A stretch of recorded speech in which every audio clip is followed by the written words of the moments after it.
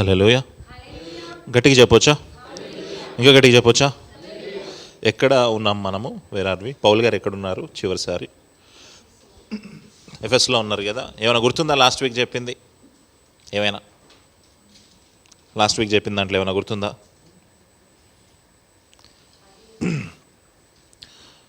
Okay, అపోస్తుల కార్యములు 20వ అధ్యాయం మొదటి వచనానికి రండి. అపోస్తుల కార్యములు రాసింది ఎవరు రాశారు? లూకా గారు ఎన్ని పుస్తకాలు రాశారు బైబిల్లో? ఫస్ట్ వాల్యూమ్ ఏంటి? ఫస్ట్ బుక్ ఏంటి? లూకా సువార్త. ఓకే, రెండో బుక్ ఏం రాశారు? అపోస్తుల కార్యములు. చూడండి, లూకా సువార్త యెరూషలేములో ఎండ్ అవుతుంది. లూకా సువార్త ఎక్కడ ఎండ్ అవుతుంది? యెరూషలేములో ఎండ్ అవుతుంది. అయితే అపోస్తుల కార్యములు, అదే లూకా రాసిన అపోస్తుల కార్యములు యెరూషలేములో స్టార్ట్ అవుతుంది. ఎక్కడ స్టార్ట్ అవుతుంది? లూకా సువార్త ఏమో యెరూషలేములో ఎండ్ అవుతుంది. అపోస్తుల కార్యములు యెరూషలేములో స్టార్ట్ అవుతుంది. అపోస్తుల కార్యములు ఎండింగ్ రోమాలో జరుగుతుంది. ఎక్కడ జరుగుతుంది? రోమాలో జరుగుతుంది. అంటే యెరూషలేము నుంచి సువార్త రోమాకు వెళ్ళడము, యెరూషలేము నుంచి సువార్త రోమాకు వెళ్ళడము, లేదా మిగతా ప్రపంచ దేశాలకు వెళ్ళడము, లేదా ఆసియాలో ఉన్న దేశాలకు వెళ్ళడము. మనం వరుసగా చూసుకుంటూ వస్తూ ఉన్నాం కదా. ఎఫెస్లో జరిగిన సువార్త, అంతియోకులో జరిగిన సువార్త, తెసలోనికలో జరిగిన సువార్త, కొరింథీ సంఘంలో జరిగిన సువార్త, మాసిదోనియా సంఘాల్లో జరిగిన సువార్త, ఇలాగా చాలా రకాల పేర్లు మనం వింటూ ఉన్నాం. ఈరోజు అపోస్తుల కార్యములు 20వ అధ్యాయంలో ఇంకా చాలా పేర్లు, ఎక్కువ పేర్లు మనము వింటాము. మ్యాప్ కూడా మీకు కనిపిస్తుంది, ఒకసారి మ్యాప్ కూడా చూడొచ్చు. ఈ 20వ అధ్యాయంలో అపోస్తులైన పౌలు గారు తన మిషనరీ పరిచర్య ముగించుకొని లాస్ట్ ఫేర్వెల్ స్పీచ్ ఇస్తున్నాడు. ఏమిస్తున్నాడు? ఫేర్వెల్ అంటే తెలుగులో ఏమంటారు దాన్ని? ఫేర్వెల్ ఏమంటారు? వీడుకోల ప్రసంగం. ఏంటది? ఆలోచన చేయండి. ఒక వ్యక్తి ఎప్పుడైనా ఒక లాస్ట్ స్పీచ్ ఇస్తున్నాడు అంటే ఆ లాస్ట్ స్పీచ్కి చాలా వాల్యూ ఉంటుంది. చాలామంది ఇచ్చే లాస్ట్ స్పీచ్కి చాలా వాల్యూ ఉంటుంది. మన కుటుంబీకులు చెప్పే లాస్ట్ స్పీచ్కి అంత వాల్యూ ఉంటే, అంత గొప్పగా పరిచర్య చేసిన అపోస్తుడైన పౌలు చెప్పిన లాస్ట్ స్పీచ్కి ఇంకెంత వాల్యూ ఉంటుందో చూద్దాం. చూడండి, ఇక్కడ మీకు నెంబరింగ్ కూడా చేసి పెట్టాను నేను మ్యాప్లో. ఆయన ఎక్కడ స్టార్ట్ అయ్యాడు? అంతియోకులో స్టార్ట్ అయ్యాడు కదా. సిరియన్ అంతియోకులో స్టార్ట్ అయ్యాడు. నెంబర్ 2 ఎక్కడికి వెళ్ళాడు? ఓకే, ఫిర్గియా, 3వ ప్రాంతం, 4వ ప్రాంతం, అలా తిరుగుకుంటూ వెళ్ళాడు. ఆ మిగతా ప్రాంతాల పేర్లన్నీ మనం ఇవాళ 20వ అధ్యాయంలో చూద్దాం. ఎక్కువ ప్రాంతాల పేర్లు ఇవాళ మనకు వినిపిస్తాయి. 20వ అధ్యాయం మొదటి వచనం. అల్లరి అణిగిన తరువాత పౌలు శిష్యులను తన వద్దకు పిలువనంపించి హెచ్చరించిన మీదట వారి యొద్ద సెలవు పుచ్చుకొని మాసిదోనియాకు వెళ్ళుటకు బయలుదేరాను. ఒకసారి మ్యాప్ చూద్దామా? పౌలు గారు ఇప్పుడు ఎక్కడున్నాడు? ఎఫెసు ప్రాంతంలో అక్కడక్కడ ఉన్నాడు. అక్కడ నుంచి మాసిదోనియాకి వెళ్ళాలనుకున్నాడు. ఎక్కడన్నా కనిపిస్తుందా మాసిదోనియా? నెంబర్ 7 కనిపిస్తుందా? మాసిదోనియా ప్రాంతము, ఆ ప్రాంతానికి వెళ్ళాలనుకున్నాడు. అక్కడ నుంచి 7, 8, 9, 10, 11, 12 ఆ నెంబరింగ్ జాగ్రత్తగా చూడండి. 7, 8, 9, 10, 11, 12 ఆ నెంబరింగ్ జాగ్రత్తగా చూడండి. మాసిదోనియా ప్రాంతానికి వెళ్ళాలనుకున్నాడు. యాక్చువల్గా పౌలు గారు చూడండి, 19వ అధ్యాయము 21వ వచనం చూడండి. అపోస్తుల కార్యములు 19వ అధ్యాయం 21వ వచనం చూడండి. ఇలాగు జరిగిన తరువాత పౌలు మాసిదోనియా అకాయా దేశముల మార్గమున వచ్చి యెరూషలేమునకు వెళ్ళవలెనని మనసులో ఉపేక్షించి నేను అక్కడికి వెళ్ళిన తరువాత రోమా కూడా చూడవలనని అనుకొనేను. యాక్చువల్గా ఎక్కడికి వెళ్ళాలనుకున్నాడు? యెరూషలేముకి వెళ్ళాలి అనుకున్నాడు. ఎఫెసు ప్రాంతం నుంచి, మ్యాప్ చూద్దాం మళ్ళీ. ఎఫెసు ప్రాంతం నుంచి యెరూషలేముకి వెళ్ళాలి అనుకున్నాడు. ఈ ప్రాంతంలో ఎక్కడి నుంచో డైరెక్ట్గా యెరూషలేముకి వెళ్ళాలి. కానీ ఏం చేస్తున్నాడు? చుట్టూరు తిరిగి వెళ్తున్నాడు. ఎందుకు చుట్టూరు తిరిగి వెళ్తున్నాడు? లాస్ట్ వీక్ చెప్పాను మీకు. ఫండ్స్ కలెక్ట్ చేయడానికి. మాసిదోనియా సంఘాలు కొంత ఫండ్ కలెక్ట్ చేశాయి. కొరింథీ సంఘము కొంత ఫండ్ కలెక్ట్ చేసింది. అలాగా ఆ ఫండ్స్ కలెక్ట్ చేసుకొని యెరూషలేములో ఉన్న బీద వాళ్ళకి సువార్త చేయడానికి వెళ్తా ఉన్నాడు. 20వ అధ్యాయం 2వ వచనంలోకి వద్దాం. ఆ ప్రదేశముల యందు సంచరించి పెక్కు మాటలతో వారిని హెచ్చరించి గ్రీసునకు వచ్చెను. చూద్దామా మ్యాప్ అలాగే ఉంచండి, మార్చొద్దు. ఎక్కడికి వచ్చాడంట? 7 తర్వాత ఏముంది అక్కడ? 8 దగ్గర ఏమేం ప్రాంతాలు ఉన్నాయి? అపోలిపియా, యాంఫిపోలిస్ ఇలాంటి ప్రాంతాలు ఉన్నాయి కదా. తర్వాత ముందుకు వెళ్దాం చదవండి, ముందుకు వెళ్ళి చదవండి. అతడు అక్కడ 3 దినములు గడిపి అతడు అక్కడ 3 దినములు గడిపి ఓడ ఎక్కి సిరియాకు వెళ్ళవలనని ఉండగా అతని విషయమై యూదులు కుట్ర చేయుచున్నందున మాసిదోనియా మీదుగా తిరిగి రావాలని నిశ్చయించుకునేను. చూడండి, ఇక్కడ నుంచి డైరెక్ట్గా సిరియాకు వెళ్ళిపోవాలనుకున్నాడు. ఓడ ఎక్కి సిరియాకి వెళ్ళిపోవాలనుకున్నాడు. అంతియోకిలో ఉన్న సంఘానికి వెళ్ళిపోవాలనుకున్నాడు. అక్కడి నుంచి యెరూషలేముకు వెళ్దాం అనుకున్నాడేమో. కానీ అలా వెళ్లకుండా అక్కడ ఏదో కుట్ర జరిగిందంట. యూదులేవో కుట్ర చేశారు అతనికి వ్యతిరేకంగా. వెళ్ళనివ్వలేదేమో, లేదా కేసులు పెట్టారేమో, లేదా ఇబ్బందులు పెట్టారేమో, లేదా గొడవలు పెట్టారేమో, లేదా కోర్టుకి ఇచ్చారేమో. ఏం జరిగిందో తెలియదు కానీ కుట్రలు అయితే చేశారు. చేసినందుకు ఏం చేశాడు, మళ్ళీ అదంతా తిరిగి వెళ్దామని నిశ్చయించుకున్నాడు. ముందుకు వెళ్ళండి, ముందుకు వెళ్ళి చదవండి. మరియు పుర్రు కుమారుడును బెరయా పట్టణస్థుడైన సోపత్రును తెస్సలోనికైలలో అరిస్తర్కును సెకందును దెర్బే పట్టణస్థుడైన గాయిను తిమోతియును ఆసియా దేశస్థులైన తుకీకు తోఫ్రీమును అతనితో కూడా వచ్చిరి. చూడండి, బెరయా పట్టణస్థుడు, బెరయా ప్రాంతం నుంచి ఒక అతను వచ్చాడంట. తెస్సలోనిక ప్రాంతం నుంచి ఒక అతను వచ్చాడంట. దెర్బే ప్రాంతం నుంచి గాయను తిమోతియు వచ్చారంట. ఆసియా దేశస్థులు కూడా వచ్చారంటే ఒక్కొక్క సంఘం నుంచి ఒక్కొక్క ఎల్డర్ వచ్చాడు. ఒక్కొక్క సంఘం నుంచి ఒక్కొక్క ఎల్డర్ వచ్చాడు. ఎందుకు వచ్చి ఉంటారు? ఫండ్స్ కలెక్ట్ చేశారు కదా. ఆ ఫండ్స్ తీసుకొని ఆ చర్చ్ నుంచి మేము ఫండ్స్ తీసుకొచ్చాము అని ఎల్డర్స్గా రెస్పాన్సిబుల్గా వచ్చి ఉంటారు. పౌల్ దగ్గర ఉన్న ఒక విషయం ఏంటి అంటే, పౌల్ దగ్గర ఉన్న ఒక ఉన్నతమైన విషయం ఏంటి అంటే, అతను ఎప్పుడూ లోన్లీగా ట్రావెల్ చేయలేదు. అతను ఎప్పుడు ఒక్కడే ట్రావెల్ చేయలేదు, ఎప్పుడు గ్రూప్గా ట్రావెల్ చేశాడు. గుర్తుందా మీకు? పౌల్ గారితో పాటు ఎవరెవరు ఉన్నారు? లూకా ఉన్నాడు, తిమోతి ఉన్నాడు, ఇంకా సిలా ఉన్నాడు. సో వీళ్ళందరూ ఎప్పుడు చూసినా సరే గుంపుగా ట్రావెల్ చేసేవారు. అయితే పౌలు గారు కొన్ని సందర్భాల్లో సింగిల్గా ట్రావెల్ చేశాడు. సింగిల్గా ట్రావెల్ చేసినప్పుడు ఎందుకో నిరుత్సాహపడి బహుశా కొరింథీయుల పత్రికలో అంటాడు తన నిరుత్సాహాన్ని వెళ్ళగక్కుతా ఉంటాడు అనమాట.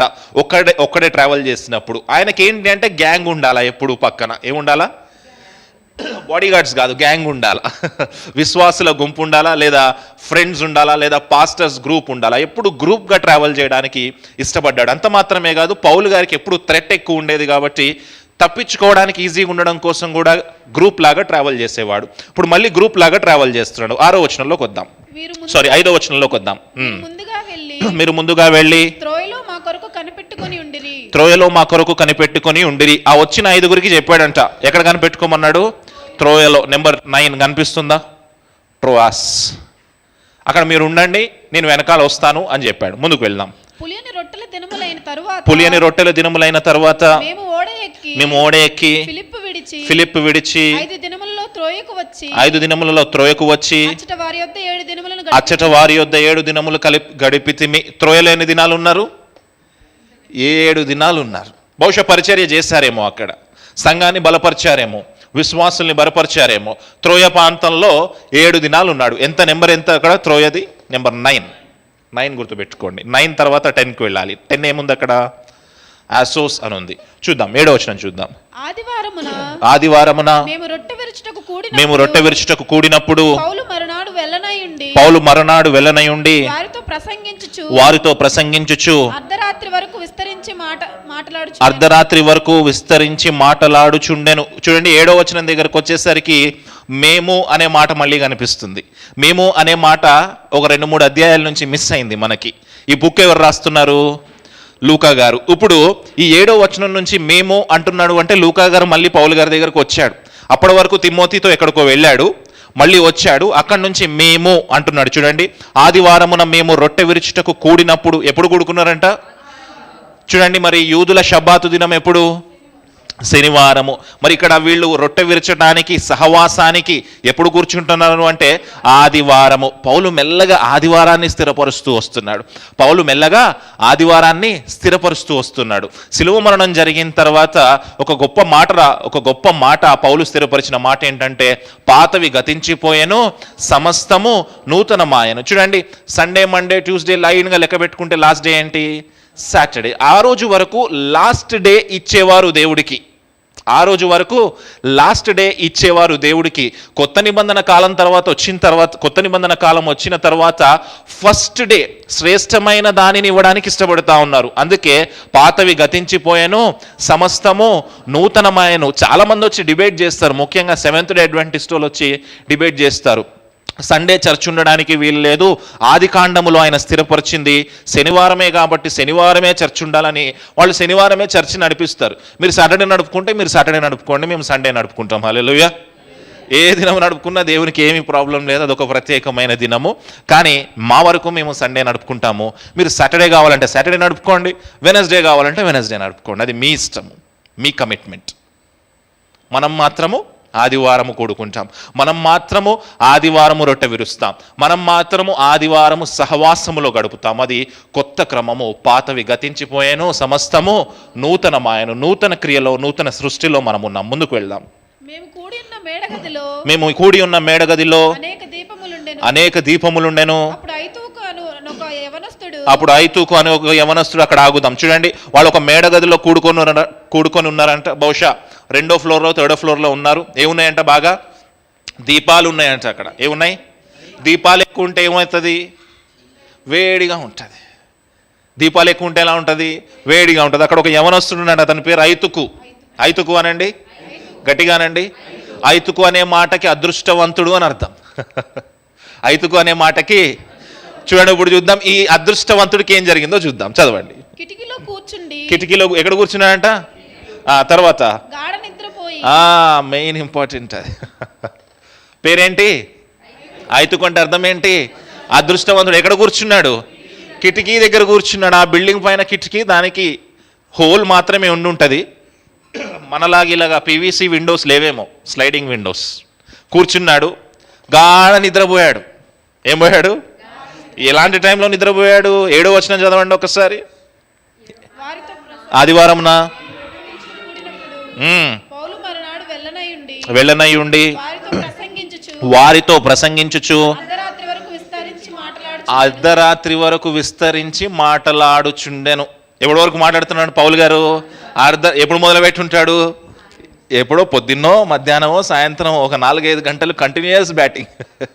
చక్కగా ప్రసంగం చెప్తున్నాడు. ఇప్పుడు ఆలోచన చేయండి, అన్వేషణకి 1 గంట సేపు 2 గంటల ప్రసంగాలు ఎక్కడి నుంచి వచ్చుంటాయి? ఎక్కడి నుంచి వచ్చుంటాయి? అక్కడి నుంచి వచ్చుంటాయి. హల్లెలూయా.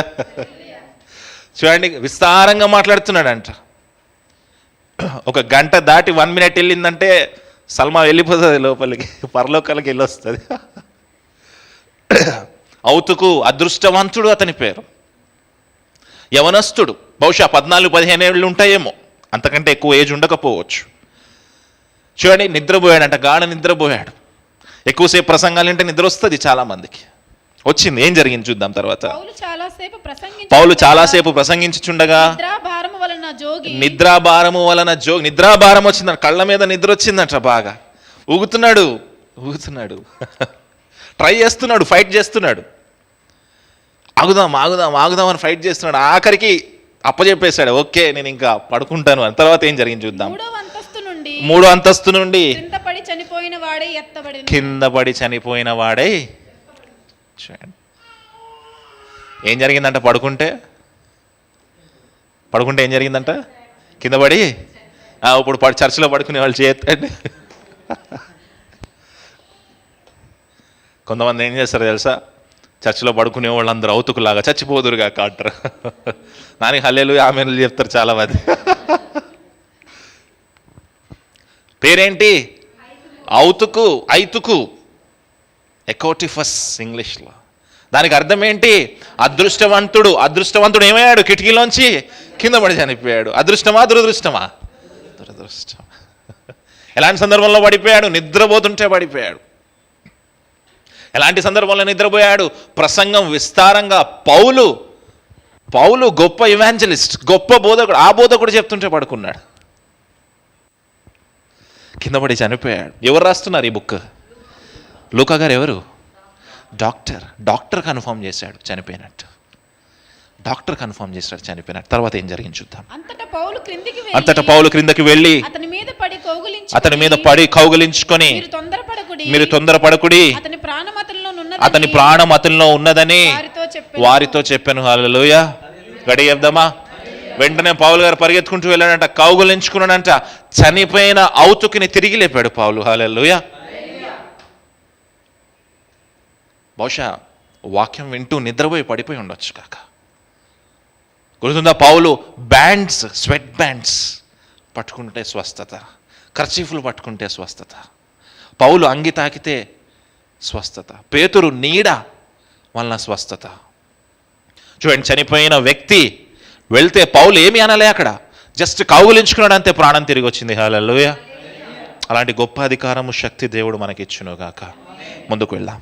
అతడు మరలా పైకి వచ్చి రొట్టె విరిచి పుచ్చుకొని తెల్లవారు వరకు విస్తారముగా సంభాషించి తెల్లవారు వరకు సంభాషించాడంట పౌలు. ఆల్రెడీ ఒక పెద్ద ట్రాజడీ జరిగింది అక్కడ. చనిపోయాడు, చనిపోయిన వ్యక్తి పైకి లేచాడు, తర్వాత మళ్ళీ పైకి వెళ్ళి రొట్టె విరిచి సహవాసంలో పాల్గొన్నాడు. ఆ చనిపోయిన వ్యక్తి వల్ల పౌలు డిస్టర్బ్ అవ్వలేదు పౌలు. తన గురి ఏంటి, తన వాక్యం ఏంటి, దానివైపే చూస్తూ ఉన్నాడు. తన పరిచర్య ఏంటి, దానివైపే చూస్తూ ఉన్నాడు. ముందుకే చూస్తూ ఉన్నాడు పౌలు, వెనక్కి చూస్తూ ఉండలేదు. ముందుకే చూస్తూ ఉన్నాడు పౌలు, వెనక్కి చూస్తూ ఉండలేదు. ఏదో ఒక సమస్య వచ్చిందని ఆగిపోలే, అక్కడ పరిచర్యలో సమస్య వచ్చిందని ఆగిపోలే, వ్యక్తిగత జీవితంలో సమస్య వచ్చిందని ఆగిపోలే పౌలు. ఎప్పుడు ముందుకే వెళ్ళాడు పౌలు, ఎప్పుడు వెనక్కి వెళ్ళలేదు పౌలు. హల్లెలూయా. మనమందరము ముందుకు సాగిపోదుము గాక. ముందుకు వెళ్దాం. వారు బ్రతికిన చిన్నవాణ్ణి తీసుకుని వచ్చినప్పుడు వారికి విశేషమైన ఆదరణ కలిగెను. మేము ముందుగా ఓడ ఎక్కి ఇందాక నెంబర్ ఎంత, ఇందాక మ్యాప్లో నెంబర్ ఎంత, త్రోయాసులో ఉన్నారు కదా, 9 కదా, దాని తర్వాత నెంబర్ అస్సోస్. ఇక్కడ ఏముంది చూడండి, 13వ వచనంలో, మేము ముందుగా ఓడ ఎక్కి అస్సులో పౌలుని ఎక్కించుకునే వాళ్ళని అక్కడికి వెళ్ళితిమి, తాను కాలు నడకన వెళ్ళవలెనని అతడు ఆ ప్రకారముగా మాకు నియమించి ఉండెను. చూడండి, వాళ్ళు ఏమనుకున్నారంట, మేము వెళ్ళి అక్కడ బోట్ సిద్ధపరుస్తాం, ఎక్కడికి వెళ్ళడానికి, అసోస్కి వెళ్ళడానికి. ఆ త్రోయాసు నుంచి అసోస్కి బోట్లో వెళ్దాం అనుకున్నారు. కానీ పౌలు గారు ఏమన్నాడంట, నో మనం కాలు నడకన వెళ్దాం. 20 మైళ్ళు, దాదాపు 30 కిలోమీటర్లు. అంతకుముందు రోజు ఏం చేశాడు పౌలు? పొద్దున్న నుంచి అర్ధరాత్రి వరకు ప్రసంగం చెప్పాడు, చనిపోయిన వ్యక్తిని లేపాడు. మళ్ళీ రాత్రి నుంచి పొద్దున వరకు ఏం చెప్పాడు? ప్రసంగం చెప్పాడు. పొద్దున్న లేచిన తర్వాత ఏమంటున్నాడు? పడుకున్నాడా? నాకు తెలిసి పడుకోలేడు. కానీ ఏమంటున్నాడు తెలుసా? బోట్లో వెళ్దామయ్యా అంటే, బోట్ వద్దు, ఎట్లా వెళ్దాం? నడుచుకుంటూ వెళ్దాం. పౌలు గారి యొక్క ప్యాషన్ చూడండి, పౌలు గారి యొక్క ప్యాషన్ చూడండి. నిద్ర లేదు, విస్తారంగా ప్రసంగం చెప్పాడు. ఆ తర్వాత రోజు నడుచుకుంటూ వెళ్దామంటున్నాడు. బహుశా నడుచుకుంటూ వెళ్ళేటప్పుడు శిష్యులతో ఏదైనా మాట్లాడదాం అనుకున్నాడేమో. నేను ఒక 3 రోజులు ఏదైనా మిషన్ ట్రిప్కి వెళ్ళి వచ్చినా, ఒక 3 రోజులు ఎక్కడన్నా వాడబడి వచ్చినా, 4వ రోజు అవుట్ అయిపోతాను నేను. ఫుల్ స్లీప్ కావాలి మనకి. చూడండి, అన్ని గంటలు ప్రసంగం చేసిన తర్వాత కూడా పౌలు నడుచుకుంటూ వెళ్ళడానికి ఇష్టపడాడు. ప్యాషన్ చూడండి పౌల్ది. Look at his passion. పౌల్ని చూడొద్దు ఎవరు, ఆయన ప్యాషన్ చూడండి, ఎంత ప్యాషనెట్గా వర్క్ చేస్తున్నాడో చూడండి. అందుకే నేను అంటాను, సేవకుల వైపు చూడొద్దు మీరు, వాళ్ళ ప్యాషన్ చూడండి. సేవకుల్లో తప్పులు ఉండొచ్చు గాక, అవాయిడ్ చేయలేని తప్పులు ఉండొచ్చు గాక, సేవకులని చూడవద్దు. సేవకుల్లో పాపం ఉంటే విడిచిపెడదాం, దేవునికి వాక్యానుసారంగా గద్దిద్దాం అంతే. కానీ వాళ్ళ ప్యాషన్ చూడండి. Look at their passion. నడుచుకుంటూ వెళ్ళాడంటే 20 మైళ్ళు. తర్వాత ఏం జరిగింది చూద్దాం. అస్సులో అతడు మాతో కలుసుకున్నప్పుడు మేము అతన్ని ఎక్కించుకొని మితులేనికి వచ్చినప్పుడు ఇంకో కొత్త పేరు కనిపిస్తుంది చూడండి. 11 మితులేమి ఐలాండ్, అది ద్వీపము. తర్వాత అచ్చటి నుండి వెళ్ళిన మరునాడు ఎక్కడికి వచ్చారంట? 12వ నెంబర్ కియోస్ కనిపిస్తుందా? తర్వాత మరునాడు ఎక్కడ చేరారంట? సమోసునకు చేరి, కనిపిస్తుందా? సమోస్ ద్వీపాలు చేరుకుంటూ వచ్చారు. 1 by 1 నెంబర్ 13 ద్వీపాలు చేరుకుంటూ వచ్చారు. ఐలాండ్స్లో పరిచర్య చేసుకుంటూ వచ్చారు. బహుశా బోట్ ఎక్కడ స్టాప్ అయితే అక్కడ పరిచర్య చేసుకుంటూ వచ్చారేమో. ముందుకు వెళ్దాం. ఆ మరునాడు చూడండి, అక్కడ నుంచి మళ్ళీ రిటర్న్ ఎక్కడికి వెళ్ళారంట? మళ్ళీ ఇంకో మిలేత్ ఉందా 14లో? ఇంకో మిలేత్ ఉంది, అక్కడికి వచ్చారంట 14.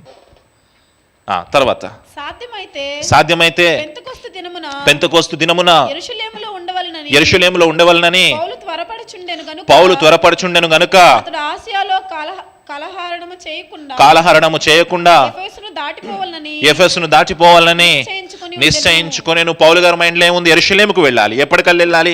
పెంతెకోస్తు పండగ రోజు లేదా పులియని రట్టెల పండగ రోజు వెళ్ళాలని తొందరపడుతున్నాడు. అందుకే టైంని ఫాస్ట్గా ఉపయోగించుకుంటాడు. చూడండి, ఫాస్ట్గా అన్ని ప్రాంతాలు తిరిగేస్తున్నాడు. ఫాస్ట్గా తిరిగేస్తున్నాడు, టైం వేస్ట్ చేయకుండా. 17వ వచనంలోకి వద్దాం. అతడు మిలేతు నుండి ఎఫెసునకు వర్తమానము పంపి సంఘపు పెద్దలను పిలిపించెను. జాగ్రత్తగా వినండి. మిలేతులో ఉన్నాడు. మిలేతులోంచి వర్తమానం పంపాడు. ఎవరికి? ఎఫెసు సంఘ పెద్దలకి వర్తమానం పంపించాడు. వాళ్ళని పిలిచాడు, మిలేతుకు పిలిచి అక్కడ పౌలు ఏం మాట్లాడుతున్నాడో చూద్దాం. 18వ వచనము. వారు తన యొద్దకు వచ్చినప్పుడు వారితో ఇట్లా నేను ఆసియాలో కాలు పెట్టిన దినము నుండి ఎల్లకాలము మీ మధ్య ఎలాగు నడుచుకుంటున్నో. జాగ్రత్తగా వినండి. ఒక్కొక్క పాయింట్ జాగ్రత్తగా వినాలి ఇక్కడ మీరు. ఇది సేవకుల భారము, సేవకుల మాట, సేవకుల తుది మాటలు. ఆ పౌలు గారి యొక్క తుది మాటలు కావచ్చు, కానీ ఇది ప్రతి సేవకుని బాధ ఈరోజు మాట్లాడేది. చూడండి, నేను ఆసియాలో కాలు పెట్టిన దినము నుండి ఎల్లకాలము మీ మధ్య ఎలాగూ నడుచుకుంటున్నో మీరే ఎరుగుదురు. పౌలు గారు ఏమంటున్నాడో తెలుసా? ఇది చూడండి. My life is transparent to you. తెరిచిన పుస్తకంలో నా జీవితం ఉంది. నేను ఆసియాలో ఎఫెసు ప్రాంతంలో కాలు పెట్టినప్పటి నుంచి నేను ఎలా పరిచర్య చేశాను, ఎలా ప్యాషనెట్గా వర్క్ చేశాను, ఎలా నిలబడ్డాను, ఇది ఓపెన్ బుక్గా మీ ముందుంది. ఆదిత్య ఎన్క్లేవ్లో దేవుడు పిలుచుకున్న రోజు నుంచి ఈ రోజు వరకు మా జీవితం కానీ అక్క జీవితం కానీ ఓపెన్ బుక్గా మీ ముందుంది. దాచుకున్నది ఏది లేదు. చూడండి, గొప్ప సాక్ష్యం చెప్తా ఉన్నాడు పౌలు గారు. అవర్ లైఫ్ ఇస్ ట్రాన్స్పరెంట్గా ఉంది. మీకు తెలియనిది ఏది లేదు. ప్రతి విషయం తెలుసు, ప్రతి సంతోషం తెలుసు. బహుశా బాధలు తెలియకపోవచ్చేమో. సంఘానికి జరిగిన ప్రతి విషయం తెలుసు. అంత ట్రాన్స్పరెంట్గా పెట్టాడు పరిచర్యని. మరి ఎంతమంది పరిచర్యని ట్రాన్స్పరెంట్గా పెడుతున్నారో లేదు తెలియదు, కానీ నేను అక్క మాత్రం పరిచర్యని ట్రాన్స్పరెంట్గా పెడుతున్నాం. హల్లెలూయా. తర్వాత ముందుకు వెళ్దాం. యూదుల కుట్రల వలన నాకు శోధనలు సంభవించినను కన్నీళ్లు విడుచుచు పూర్ణమైన వినయభావముతో నేను ఎలాగు ప్రభువుని సేవించుచుంటినో మీకే తెలియను. చూడండి, యూదుల కుట్రల వలన ఏం జరిగాయంట? యూదుల కుట్రల వల్ల నాకు శోధనలు సంభవించినను. ఎవరు యూదులు? అన్యులా? మన వాళ్ళే. పరిచర్య మొదలుపెట్టినప్పటి నుంచి ఆ రోజు నుంచి ఈ రోజు వరకు ఎన్ని కుట్రలు జరిగినా సరే అక్క నేను కన్నీళ్లు విడ్చుచు పరిచర్య సాగించాం, కానీ ఎప్పుడు పరిచర్య ఆగిపోలే. ఎన్ని శోధనలు వచ్చాయో, ఎన్ని శ్రమలు వచ్చాయో మీకు తెలుసు. సంఘం ఎలా నడుస్తుందో మీకు తెలుసు. ట్రాన్స్పరెంట్గా ఉంది, ఓపెన్ బుక్గా ఉంది. కన్నీళ్లు విడుస్తూ ఇంట్లో ప్రార్థన గదిలో ప్రార్థన చేసుకున్నాం తప్ప ఏ రోజు సంఘానికి వచ్చి ఇది సమస్య, ఇది మాకు కావాలని ఏ రోజు చెప్పుకోలే. హల్లెలూయా.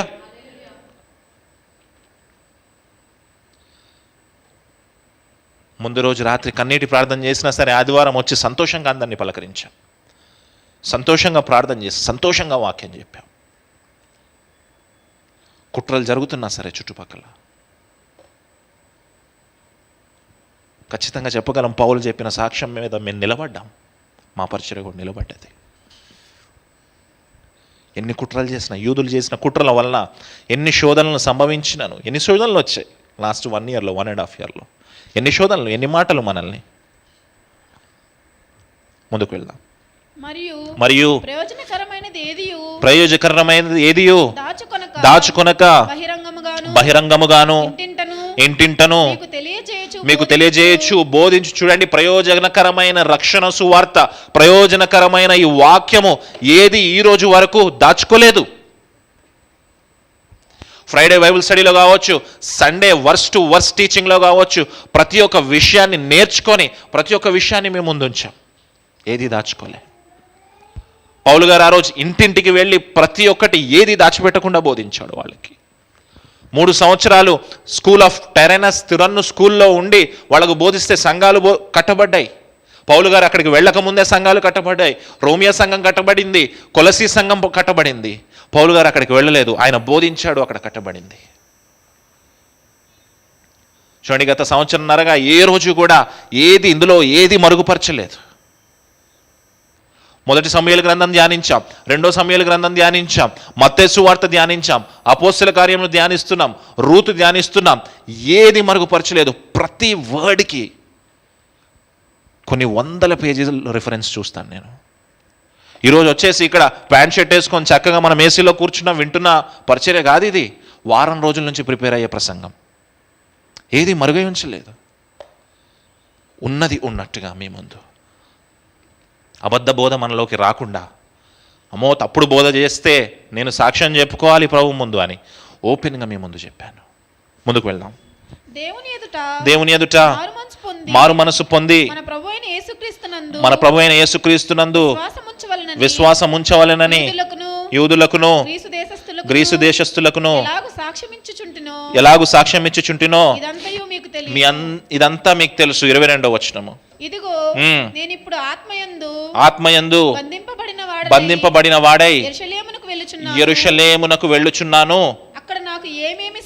అక్కడ నాకేమేమి సంభవించునో తెలియదు కానీ బంధకములను నా కొరకు కాచుకొని ఉన్నవని పరిశుద్ధాత్మ ప్రతి పట్టణములోను నాకు సాక్ష్యం ఇచ్చుచున్నాడని తెలియను. ఎక్కడికి వెళ్తున్నాడంట ఆయన? ఎక్కడికి వెళ్తున్నాడు? నేను యెరూషలేముకి వెళ్తున్నాను, అక్కడ నాకేం జరుగుతుందో తెలియదు, కానీ పరిశుద్ధాత్మ దేవుడు నాకు ముందే బయలుపరిచాడు. అయినా యెరూషలేముకి వెళ్ళడానికి మానేస్తానా? ఆగుతానా?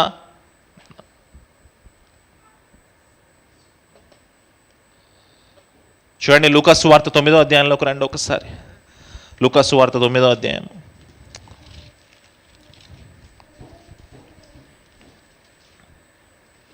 51వ వచనంలోకి రండి. ఆయన పరమునకు చేర్చుకొనబడు దినములు పరిపూర్ణమగుచున్నప్పుడు ఆయన యెరూషలేమునకు వెళ్ళుటకు మనసు స్థిరపరచుకొని, యేసుక్రీస్తు వారు యెరూషలేముకు వెళ్ళడానికి మనసు స్థిరపరచుకున్నారండి. ఎందుకు స్థిరపరచుకున్నారు? యెరూషలేముకు వెళ్తే సిలువేస్తారు, తెలుసా ఆ విషయం ఆయనకి. ఇది చూడండి, మనసును స్థిరపరచుకున్నారంట. మనసును రెడీ చేసుకున్నారు. హీ వాజ్ రెడీ, స్టేబుల్ చేసుకున్నాడు. ఎందుకు? యెరూషలేముకి వెళ్తే అక్కడ చనిపోతామని తెలిసి కూడా మనసును స్థిరపరచుకొని చదవండి, ముందుకు వెళ్ళి చదవండి. తనకంటే ముందుగా దూతలను పంపెను. 53వ వచనం చదవండి. నబిముఖుడైన ఉందున, నబిముఖుడు అంటే ఇష్టపడ్డాడంట. యెరూషలేముకి వెళ్తే చనిపోతానని తెలిసి కూడా అక్కడికే వెళ్ళడానికి ఇష్టపడ్డాడంట. పౌలు గారు ఏమంటా ఉన్నాడు ఇక్కడ? నేను ఆత్మయందు బంధింపబడిన వాడనై యెరూషలేముకు వెళ్ళుచున్నాను, అక్కడ నాకు ఏమేమి సంభవించినో తెలియదు కానీ బంధకములను శ్రమలను నా కొరకు కాచుకొని ఉన్నాయి. అక్కడ ఆ రోజు యేసుక్రీస్తు యెరూషలేము వెళ్ళడానికి మనసును స్థిరపరచుకున్నాడు. ఈరోజు పౌలు గారు యెరూషలేముకు వెళ్ళడానికి మనసును స్థిరపరచుకున్నాడు. ఈరోజు ఎంతోమంది యవన సేవకులు ముందేం జరుగుతుందో తెలీదు. యవనస్తులంటే వారం రోజులు పని చేసుకోవాలా, 1వ తారీఖు జీతం వస్తుంది, చక్కగా ఎంజాయ్ చేయాలి. ఇది చాలామందికి యవనస్తులకి. కానీ యవ్వన ప్రాయాల్లో పరిచర్యలోకి వచ్చాం. నాలాగా చాలామంది యవనస్తులు, there are so many sacrifices. ఎన్నో త్యాగాలు ఉన్నాయి దాని వెనకాల. అందరు వెళ్ళినట్టుగా హోటల్స్కి వెళ్ళలేకపోవచ్చు, అందరు తిరిగినట్టుగా తిరగలేకపోవచ్చు. ఆదివారం రాగానే సంఘంలో ఉండాలా. మీకు ఆదివారం ఆప్షన్స్ ఉంటాయి, మీరు వెళ్ళిపోవచ్చు. ఊరు వెళ్ళాలంటే ఊరు వెళ్ళొచ్చు, చుట్టాల దగ్గరికి వెళ్ళాలంటే చుట్టాల దగ్గరికి వెళ్ళొచ్చు. కానీ మాకు ఆప్షన్స్ లేవు. ఫ్రైడే సండే ఉండాలా, బాధ్యతగా ఉండాలా. ముందు ఫ్యూచర్ ఏంటో తెలీదు. We don't know what is the future. మనకు ఒక ప్లాన్ ఉంటుంది. ఈ టైంకి పెళ్లి చేసుకున్న తర్వాత బైక్ కొనుక్కుందాం, కారు కొనుక్కున్న తర్వాత ఇల్లు కొనుక్కుందాం. మనకు ఒక ప్లాన్ ఉంటుంది. యవన సేవకులకి ఏం ప్లాన్స్ లేవు, సాక్రిఫైసెసే ఉన్నాయి. ముందేంటో తెలీదు, భవిష్యత్ ఏంటో తెలీదు. ఆయన యెరూషలేమునకు వెళ్ళడానికి నబిముఖుడైనందున మనసును స్థిరపరచుకొని స్టిల్ నేను అక్క నాలాంటి సేవకులు ఎంతోమంది ముందుకు వెళ్ళడానికి ఇష్టపడతాను, వెనక్కి వెళ్ళడానికి ఇష్టపడట్లే. మా ఫేస్ అటుంది, మా గోల్ అటుంది. హల్లెలూయా, గట్టిగా చెప్పాలా. ముందుకు వెళ్దాం.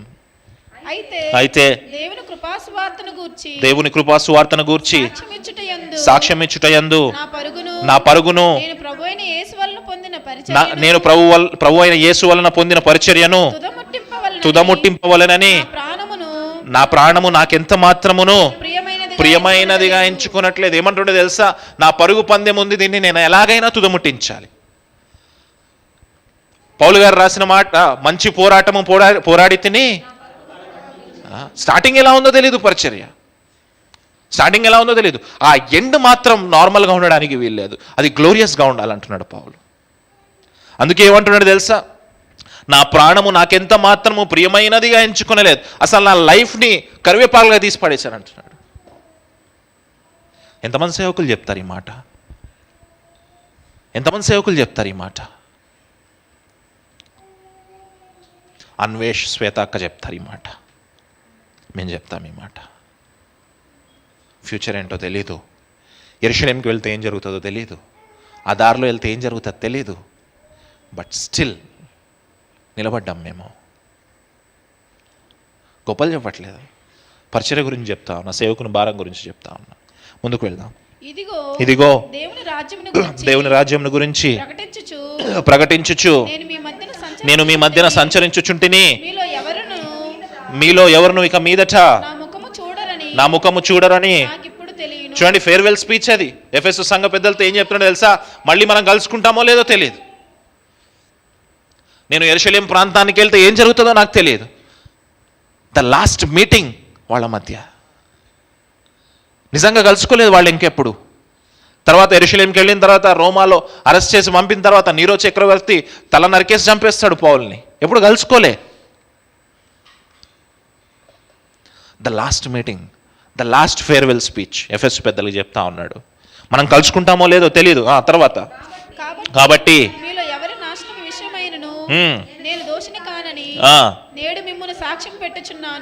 కాబట్టి మీలో ఎవరి నాశనము విషయమైనను నేను దోషిని కానని నేను మిమ్మును సాక్ష్యము పెట్టుచున్నాను. చూడండి, నేను సువార్త చెప్పాను, నా బాధ్యత నేను నెరవేర్చాను. ఎవరైనా సువార్త వినకుండా నశించిపోతే అది నా సమస్య కాదు. నేను జెన్యూన్గా ఎఫర్ట్ పెట్టాను, నేను జెన్యూన్గా ఫైట్ చేశాను, నేను జెన్యూన్గా ప్యాషనేట్గా వర్క్ చేశాను. కానీ ఎవరైనా నాశనం అయిపోతే అది నా ప్రాబ్లం కాదు. నేను చేయాల్సిన నేను చేశాను, నా పరుగును తుదముట్టించాను, మంచి పోరాటం పోరాడాను.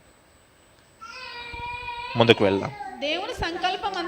దేవుని సంకల్పం అంతయు మీకు తెలియపడకుండా నేనేమీ దాచుకొనలేదు.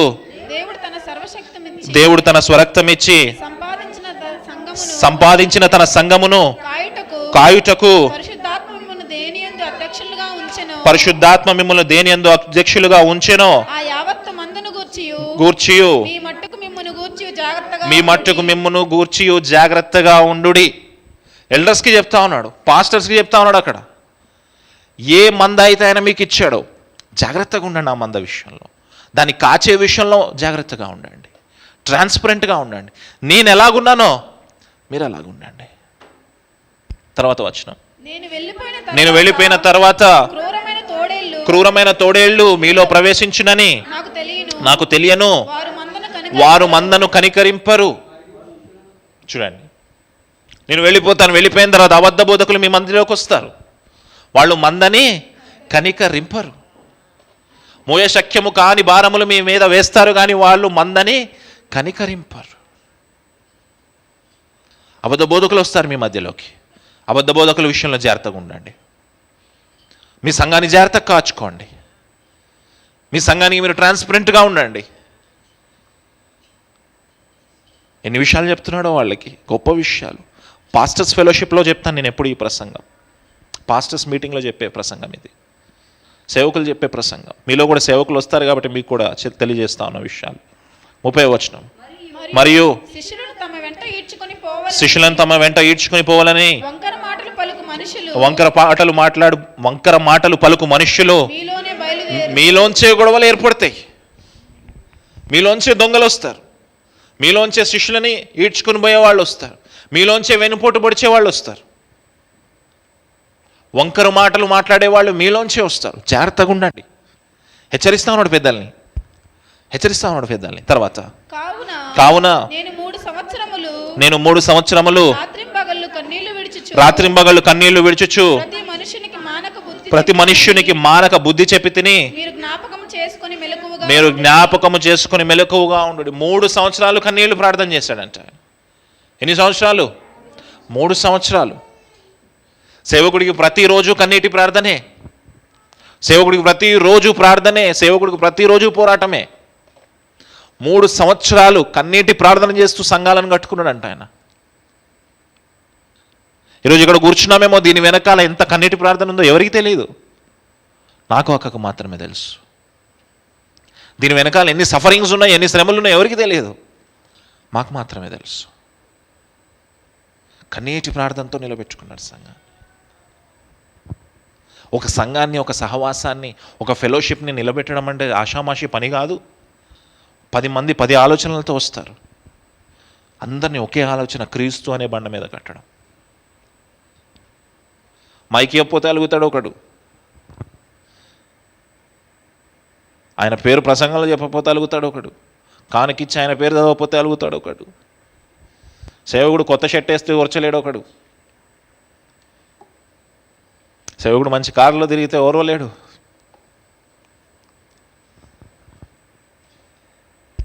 చూడండి ఎన్ని అలుగుళ్ళు ఉంటాయో, ఎన్ని ఇబ్బందులు ఉంటాయో.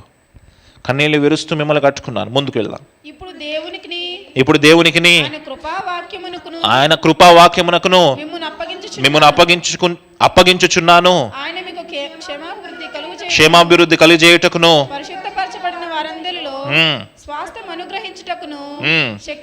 చూడండి నేను చేయాల్సిన పని నేను చేశాను.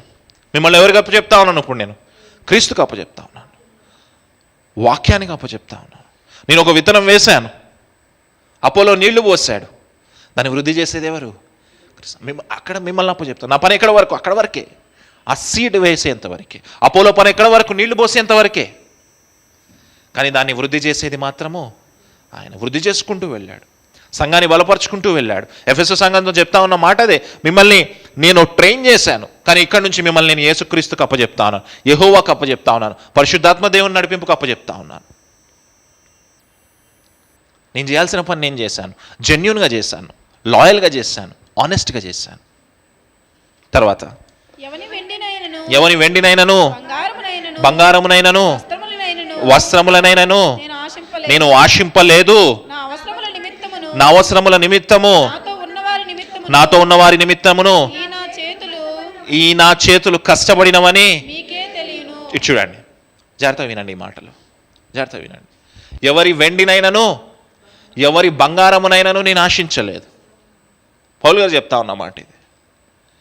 మా అవసరాల నిమిత్తము, మాతో ఉన్న వాళ్ళ అవసరాల నిమిత్తము మేము కష్టపడి పని చేసుకొని డబ్బులు సంపాదించుకున్నాం. ఇది చూడండి, చూడండి. పౌలు గారు చెప్తా ఉన్న సాక్ష్యం. ఎవరి దగ్గర వెండి ఆశించలే నేను, ఎవరి దగ్గర బంగారం ఆశించలే. ఈరోజు అన్వేష్ ఇక్కడ నిలబడి చెప్తున్నాడు, మీలో ఎవరి దగ్గర ఏది ఆశించలేదు మేము. హల్లెలూయా, గట్టిగా చెప్దామా? ఎప్పుడు ఏది ఇది కావాలి అని ఆశించలే. అయినా సరే సంఘము చుట్టూ కుట్రలు, సంఘం చుట్టూ పిచ్చి పిచ్చి మాటలు, సేవకుని చుట్టూ పిచ్చి పిచ్చి మాటలు. ఎవడు నోటికి వచ్చింది వాడు వాగేస్తున్నాడు, ఎవడికి నోటికి వచ్చింది వాడు చెప్పేసుకుంటున్నాడు.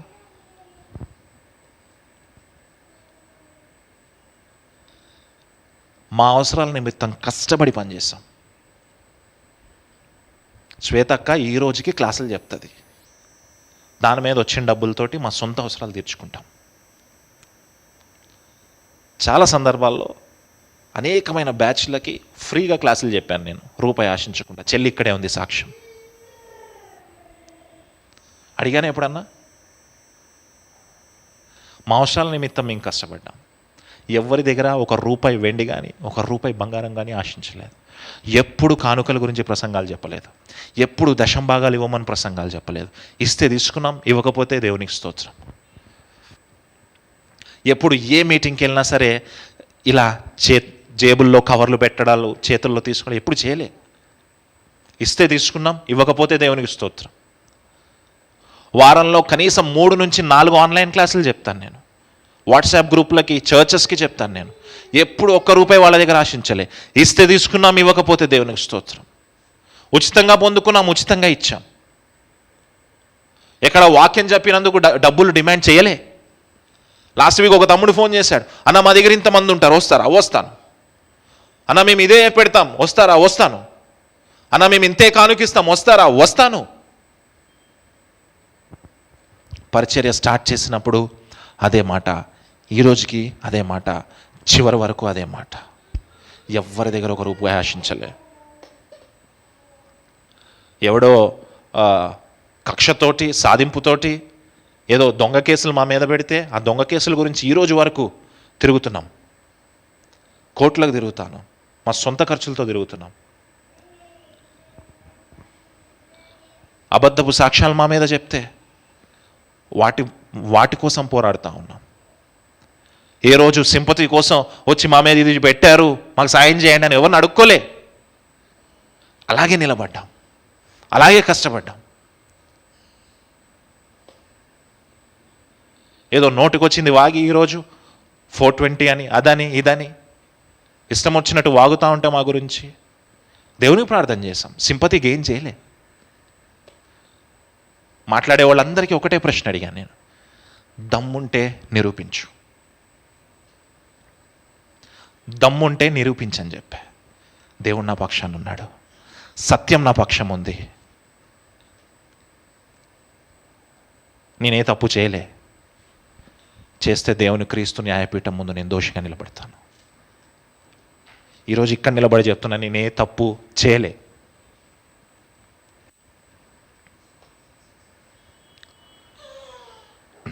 అన్యాయంగా కోర్టులకు లాగారు మమ్మల్ని.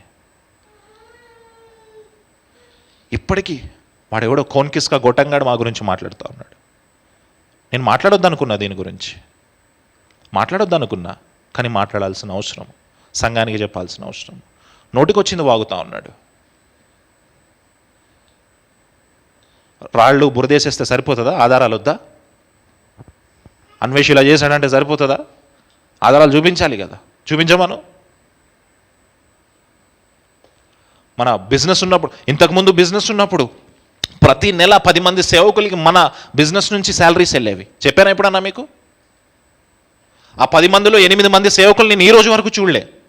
వాళ్ళు ఎవరో నాకు తెలియదు. ప్రతి నెల 10 మందికి తూచా తప్పకుండా 1వ తారీఖుకి గవర్నమెంట్ ఎంప్లాయీకి వెళ్ళినట్టుగా శాలరీస్ వెళ్ళేవి. కష్టపడి పని చేసిన డబ్బుల్లోంచి తీసిచ్చాం. ఎంతోమంది పిల్లలకు ఫీజులు కట్టాం. ఎప్పుడు చెయ్యి ఇలాగే ఉండింది కానీ ఎప్పుడు చెయ్యి ఇలాగ లేదు. ఇచ్చేవారిగానే ఉన్నాం. ఈ రోజుకి సంఘములో ఏ అవసరం ఉన్నా సరే సంఘానికి చెప్పి కన్నీళ్ళు విడవటం ఎప్పుడు చేయలే.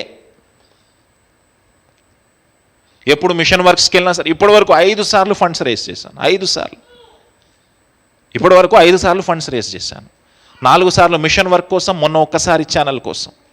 ఈ 4 సార్లు మిషన్ వర్క్కి డబ్బులు వచ్చినా రాకపోయినా నా సొంత ఖర్చులు పెట్టుకొని మిషన్ వర్క్స్కి వెళ్ళాను. పోయిన సంవత్సరం ఒక్క సంవత్సరమే 8 మిషన్ ట్రిప్స్కి వెళ్ళాను. ఫండ్స్ ఎన్నిసార్లు రైజ్ చేశాను? 4. చాలామందికి తెలియని విషయాలు చెప్పకూడదు అనుకుంటాం.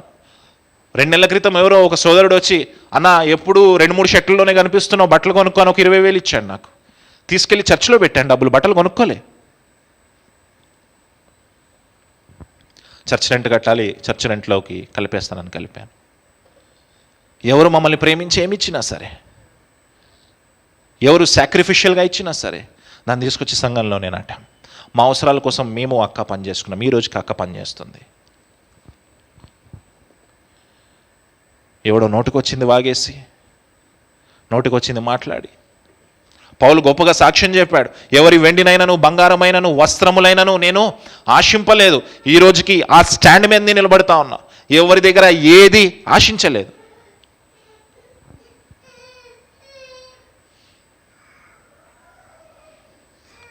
ఎవరికి నచ్చింది వాళ్ళు మాట్లాడుకుంటూ, ఎవరికి నచ్చిన బురద వాళ్ళు జల్లేసుకుంటూ, ఆ కడిగేసుకుంటారులే జల్లేద్దాంలే అంటే, యవన సేవకులు యవన ప్రాయంలో పరిచర్యలోకి వచ్చాం. ఎన్నో త్యాగాలు చేసి వచ్చాం. క్రీస్తు చేసిన త్యాగం ముందు మా త్యాగం ఏమీ లేదు. అయినా సరే నిలబడతా ఉన్నాం. వచ్చినా రాకుండా నిలబడతా ఉన్నాం. ప్రతి నెల ఈ చర్చ్కి ఎంత రెంట్ కట్టాలో మీకు తెలుసు. ఏ రోజైనా మిమ్మల్ని అడిగానా? రెంట్ కట్టాలి, డబ్బులు ఇవ్వండి అని అడిగానా? మమ్మల్ని ప్రేమించిన వాళ్ళ దగ్గరికి వెళ్ళి వాళ్ళ దగ్గర ప్రార్థన చేసి వాళ్ళని సపోర్ట్ తీసుకొని చేసాం. సంఘం మీద ఎప్పుడు భారం మోపలేదు, సంఘాన్ని ఎప్పుడు పీడించలేదు కానుకల దశం భాగాలని. కానీ దేవుడు ఈ రోజుకి పోషిస్తూ వచ్చాడు. హల్లెలూయా. భవిష్యత్తు ఏంటో తెలియదు. యెరూషలేముకు వెళ్ళడానికి నభిముఖుడై ఉన్నాడు యేసుక్రీస్తు. యెరూషలేముకు వెళ్తే శ్రమలు వస్తాయని తెలిసి అటువైపే చూశాడు పౌలు. ఆ ముందుకు చూస్తే ఇంకా సమస్య అలాగే ఉంటుందని తెలుసు, ఆయన అటువైపే చూసాం, అటువైపే నిలబడ్డాం, కష్టపడి పనిచేశాం. దేవునికి స్తోత్రం. ముందుకు వెళ్దాం. మీరును ఇలాగు ప్రయాసపడి బలహీనులను సంరక్షింపవలెననియు పుచ్చుకొనుట కంటే ఇచ్చుట ధన్యము అని ప్రభువైన యేసు చెప్పిన మాటలు జ్ఞాపకం చేసుకొనవలెనని అన్ని విషయములలో మీకు మాదిరి చూపితిననియు చెప్పాను. చూడండి, పౌలు గారు స్వయంగా మాదిరి చూపించాడు. ఆయన ఏం చేయగలడో అది చేశాడు, మాదిరిగా చూపించాడు. అందుకే ఏమన్నాడు తెలుసా? నేను క్రీస్తును పోలి నడుచుకున్నట్టు మీరు కూడా నన్ను పోలి నడుచుకోండి. ఎవరైనా చెప్పగలడా? ఏ సేవకుడైనా అలాగా నన్ను పోలి నడుచుకోండి అని చెప్పగలడా? సాక్ష్యం చెప్పగలడా? పౌలు గారు చెప్పాడు. He has been transparent in that process. ట్రాన్స్పరెంట్గా ఉన్నాడు. ముందుకు వెళ్దాం. అతడు ఇలాగూ చెప్పి మోకాళ్ళుని వారందరితో ప్రార్థన చేసెను. అప్పుడు వారందరూ చాలా ఏడ్చిరి. విశేషముగా దుఃఖించుచు పౌలు మెడ మీద పడి అతన్ని ముద్దు పెట్టుకొని వారు ఓడ వరకు అతనిని సాగనంపిరి. చూడండి, ఎమోషనల్ మూమెంట్ అక్కడ, ఎమోషనల్ మూమెంట్. వాళ్ళందరూ కౌగిలించుకొని ముద్దు పెట్టుకొని, పౌలు గారిని మళ్ళీ చూడలేమేమో, నిజంగా చూడలేదు. తర్వాత నీరో చక్రవర్తి చంపేశాడు పౌలు. Emotional moment. దేవుని సేవకుని ప్రేమించి కౌగులించుకొని ముద్దు పెట్టుకొని ఎక్కడి వరకు సాగనంపారంట? ఓడ వరకు పంపించారంట. కానీ ఒక నిరీక్షణ ఏంటి తెలుసా? పౌలు గారు వాళ్ళకు బోధించిన నిరీక్షణ ఏంటి తెలుసా? ఈరోజు మనం విడిపోతున్నాము గాక, ఈరోజు మనం దూరం అవుతున్నాం గాక, కానీ ఒకరోజు మనందరము అక్కడ ఆయన స్థానంలో ఆయన భోజనపు బల్ల దగ్గర మనందరము కలుసుకుందాము గాక. అంతటి గొప్ప నిరీక్షణ, విశ్వాసము మనం అందరము పొందుకుందుము గాక. దేవుడి వాక్యాన్ని దీవించును గాక. సాయి వచ్చి ప్రభు వాళ్ళకి నడిపిస్తాడు.